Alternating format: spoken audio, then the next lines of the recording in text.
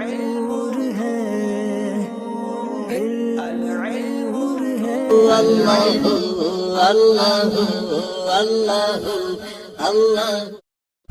اجزاء الجملۃ، جملے کے اجزاء، جملے کے اجزاء۔ آج اس درس میں جملے کے اجزاء کو بیان کیا جائے گا کہ جملے کے جو اجزاء ہوتے ہیں، کیونکہ جملہ چند جزءوں سے مرکب ہوتا ہے، اس کے جو اجزاء ہوتے ہیں وہ کبھی فعل ہوتے ہیں، کبھی اسم ہوتے ہیں، کبھی حرف، یعنی ان میں سے بعض اسم ہوتے ہیں، بعض حرف ہوتے ہیں، بعض فعل ہوتے ہیں، یا کسی صورت میں دونوں اسم ہوتے ہیں، وغیرہ وغیرہ۔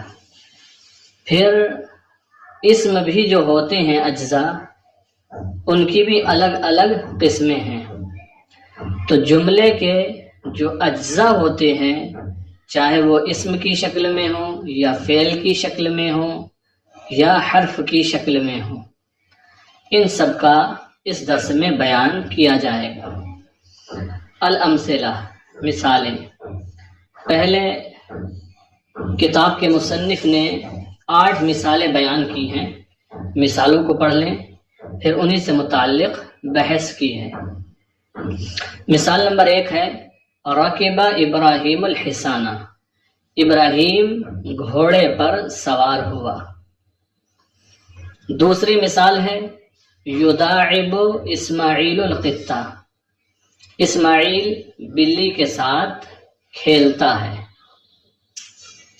تیسری مثال ہے یحصد الفلاح القمح، کاشتکار گیہوں کاٹتا ہے۔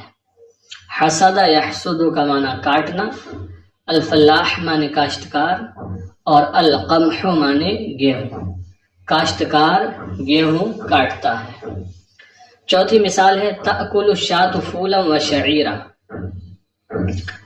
اکل یاکل سے تاکل واحد مؤنث غائب کا صیغہ کھانا، الشاۃ بکری، تأکل الشاۃ بکری کھاتی ہے، فولا لوبیا، شعیرا جو، تأکل الشاۃ فولا وشعیرا، بکری لوبیا اور جو کھاتی ہے یا کھائے گی۔ پھر مثال نمبر 5 ہے سمعت النصیحۃ، سمع یسمع، اس کا معنی ہوتا ہے سننا، سمعت النصیحۃ، میں نے نصیحت سنی۔ مثال نمبر 6 ہے یسطع النور فی الحجرۃ، یسطع، سطع یسطع، فتح یفتح سے، اس کا معنی آتا ہے روشنی کا پھیلنا اور اوپر کی طرف چڑھنا۔ النور معنی روشنی، الحجرہ معنی کمرہ۔ یسطع النور فی الحجرۃ، حجرے میں روشنی پھیل رہی ہے، کمرے میں روشنی پھیل رہی ہے۔ پھر مثال نمبر 7 ہے تجری السفینۃ علی الماء، جرا یجری کا معنی چلنا دوڑنا، السفینہ معنی کشتی، الماء پانی، تجری السفینۃ علی الماء، کشتی پانی پر چلتی ہے، کشتی پانی پر چلتی ہے یا چل رہی ہے یا چلے گی۔ 8ویں مثال ہے هل تحب السفر، هل کیا، تحب، احب یحب احباب کا معنی محبت کرنا، هل تحب السفر، کیا تو سفر سے محبت کرتا ہے، یعنی کیا تو سفر کرنا پسند کرتا ہے۔ یہ 8 مثالیں بیان کی، اور ان مثالوں کے بعد اب بحث شروع کرتے ہیں۔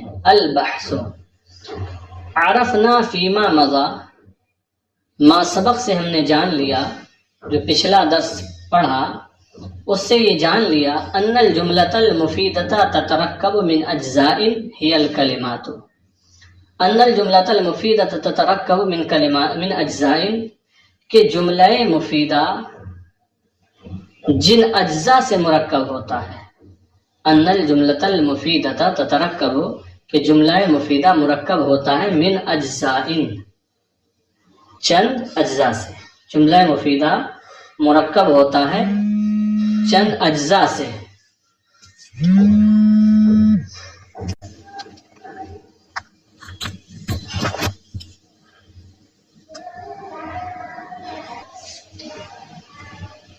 ما سبق سے ہم نے یہ پہچان لیا، یہ جان لیا کہ جملہ مفیدہ مرکب ہوتا ہے اجزاء سے.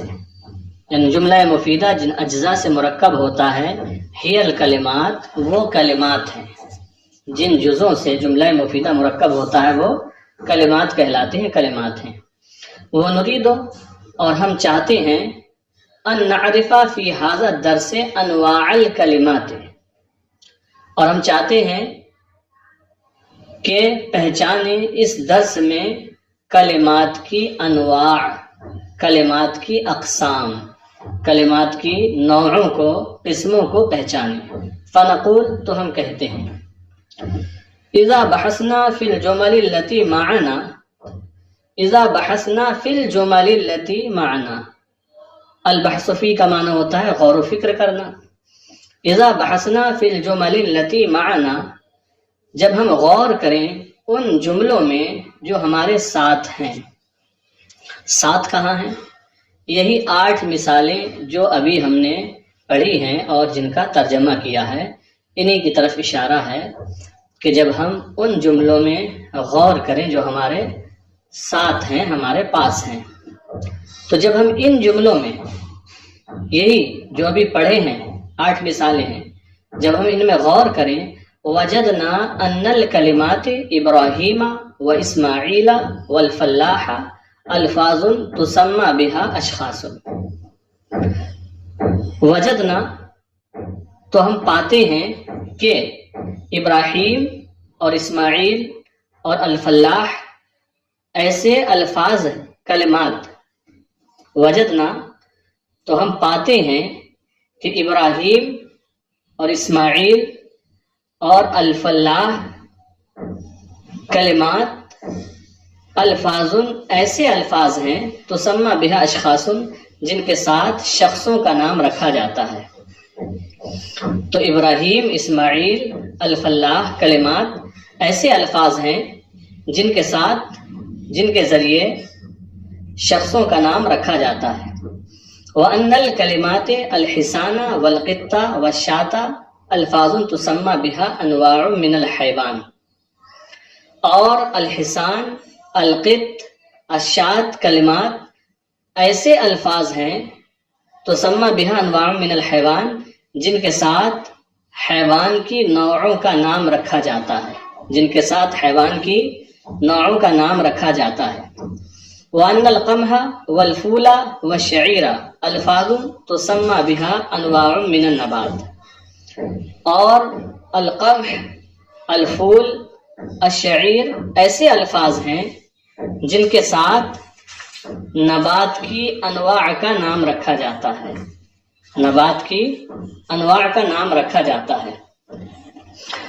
وَأَنَّ الْحُجْرَةَ وَالسَّفِينَةَ وَالْمَاءَ الفاظ تسمى بها انواع من الجماد، اور الحجرہ، السفینہ، الماء ایسے الفاظ ہیں جن کے ساتھ جماد کی انواع کا، جماد کے اقسام کا نام رکھا جاتا ہے. وَأَنَّ النَّصِيحَةَ وَالنُّورَ وَالسَّفَرَ الفاظ تسمى بها انواع اخرى من المعانی، اور نصیحت اور نور اور السفر ایسے الفاظ ہیں جن کے ساتھ معانی کی دوسری انواع کا نام رکھا جاتا ہے، معانی کی دوسری قسموں کا نام رکھا جاتا ہے.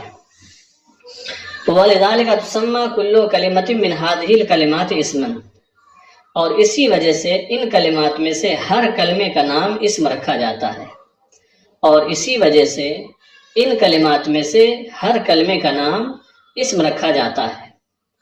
وَكَذَلِكَ كُلُّ كَلِمَةٍ يُسَمَّى بها انسان او حیوان او نبات او جماد او ای شیء آخر، اور یہی حال ہر اس کلمے کا ہے وَكَذَلِكَ كُلُّ كَلِمَةٍ، اور اسی طرح ہر وہ کلمہ ہے، یہ یوں ترجمہ کریں، اور یہی حال ہر اس کلمے کا ہے، یسمى بہا انسان، جس کے ذریعے، جس کے ساتھ کسی انسان کا نام رکھا جائے، یا حیوان کا، یا نبات کا، یا جماد کا، یا کسی دوسری چیز کا نام رکھا جائے، تو وہ بھی کلمہ ہے اور اسم کہلائے گا۔ تو یہاں تک انہوں نے مذکورہ مثالوں میں آنے والے اجزاء سے متعلق بات کی اور یہ واضح کیا کہ بعض کلمات اسما میں سے، اسموں میں سے وہ ہیں جو انسان کے لیے بولے جاتے ہیں، انسانوں کا نام رکھا جاتا ہے، بعض وہ ہیں جن کو حیوانوں کے لیے متعین کیا جاتا ہے، بعض وہ ہیں جو نباتات کے لیے ہیں، اور بعض وہ ہیں جو جماعت کے لیے ہیں، اور بعض وہ ہیں جو ان سب کے علاوہ اور چیزوں کے لیے ہیں، معانی ہیں، معانی کے مقابلے میں۔ پھر آگے بولتے ہیں، جو آگے گفتگو آ رہی ہے اس میں فعل کے تعلق سے بتانا ہے، اور پھر آخر میں جا کر حرف سے متعلق کچھ گفتگو کریں گے۔ تو آگے بڑھتے ہیں، لکھا ہے نعود للجمل مرة ثانیة، نعود للجمل مرة ثانیة، نعود عاد یعود سے جمع متکلم کا صیغہ، نعود ہم دوبارہ پلٹتے ہیں، للجمل جملوں کی طرف، نعود للجمل مرة ثانیہ ہم دوسری مرتبہ جملوں کی طرف پلٹتے ہیں، فنجد تو ہم پاتے ہیں ان کل کلمۃ من الکلمات کہ کلمات میں سے ہر ایک کلمہ، تو پاتے ہیں ہم کون سے کلمات؟ آگے لکھے ہیں ان کل کلمۃ من الکلمات راکب ویداعب ویحسد وتأکل تدل علی حصول فعل فی زمن خاص، تو ہم پاتے ہیں کہ راکبہ اور یداعب اور یحسد اور تأکل کلمات میں سے ہر ایک کلمہ تدل علی حصول فعل فی زمن خاص، کسی خاص زمانے میں فعل کے پائے جانے پر دلالت کر رہا ہے۔ ترجمہ ایک مرتبہ پھر دیکھ لیں اس کا، ہم دوسری مرتبہ جملوں کی طرف پلٹتے ہیں تو ہم پاتے ہیں راکبہ اور یداعب اور یحسد اور تأکل کلمات میں سے ہر ایک کلمہ خاص زمانے میں کسی فعل کے پائے جانے پر دلالت کر رہا ہے۔ فلفظ رکبہ مثلا یدل علی الرکوب فی الزمن الماضی، تو مثلا لفظ رکبہ زمانہ ماضی میں رکوب پر یعنی سوار ہونے پر دلالت کر رہا ہے۔ وَيُدَاعِبُ يَدُلُّ عَلَى الْمُدَاعَبَةِ فِي الزَّمَنِ الْحَاضِرِ أَوِ الْآتِ، اور یداعب زمانہ موجودہ یا زمانہ آئندہ میں مداعبت یعنی ایک دوسرے کے ساتھ کھیل کود پر، ہنسی مذاق پر دلالت کر رہا ہے۔ وَهَلُمَّ جَرَّ، اور اسی طرح چلتے چلے جائیں، یعنی باقی کو بھی اسی طرح سمجھ لیں، قیاس کر لیں۔ پھر آگے لکھتے ہیں وَلِذَلِكَ تُسَمَّى كُلُّ كَلِمَةٍ مِّنْ هَذَا النَّوْعِ فِعْلًا، اور اسی وجہ سے اس نوع کے ہر کلمے کا نام فعل رکھا جاتا ہے، اور اسی وجہ سے اس نوع کے ہر کلمے کا نام فعل رکھا جاتا ہے۔ وَعِنْدَ تَأَمُّلِ الْجُمَلِ الثَّلَاثِ الْأَخِيرَةِ، اور آخر کے 3 جملوں میں غور کرنے کے وقت، اور آخر کے 3 جملوں میں غور کرنے کے وقت، آخر کے کون سے 3 جملے؟ تو ایک بار ہم پھر ذکر کر دیں کہ جو شروع میں 8 مثالیں دی ہیں، 8 مثالیں بیان کی ہیں مصنف نے، اور ہر مثال پورا جملہ ہے، تو انہی میں کے آخر کے 3 جملے، جملہ نمبر 6، جملہ نمبر 7 اور جملہ نمبر 8۔ جملہ نمبر 6 ہے یسطع النور فی الحجرہ، جملہ نمبر 7 ہے تجری السفینۃ علی الماء، اور جملہ نمبر 8 ہے هل تحب السفر۔ اس سے متعلق کہتے ہیں وعند تأمل الجمل الثلاث الأخیرہ، اور آخر کے 3 جملوں میں غور و فکر کرنے کے وقت، نجد ان الکلمات فی وعلی وحل، ہم پاتے ہیں کہ فی اور اعلی اور حل کلمات اذا نطق بکل منها وحدہ، کہ جب ان میں سے ہر ایک کا تنہا تلفظ کیا جائے، جب ان میں سے ہر ایک کو تنہا بولا جائے لم یفہم لہو معنی کامل، تو اس کا کوئی کامل معنی سمجھ میں نہیں آتا، تو اس کا کوئی کامل معنی سمجھ میں، مکمل معنی سمجھ میں نہیں آتا۔ وَإِذَا نُطِقَ بِكُلِّ مِنْهَا فِي جُمْلَتِهِ، اور جب ان سب کا ان کے جملے میں نطق کیا جائے، یعنی جب ان سب کو ان کے جملے کے ساتھ ملا کر بولا جائے، یفہم لہو ظاہر معنیٰ کاملاً، تو اس کا کامل معنی ظاہر ہوتا ہے۔